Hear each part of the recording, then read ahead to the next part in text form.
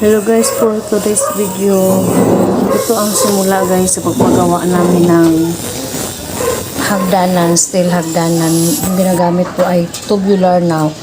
One yung sukat, 1 inch ba yun or ano, yung sukat.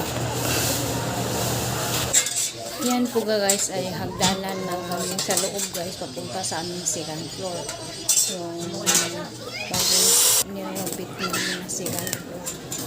Since ano na nga guys, 3 years. Yung pa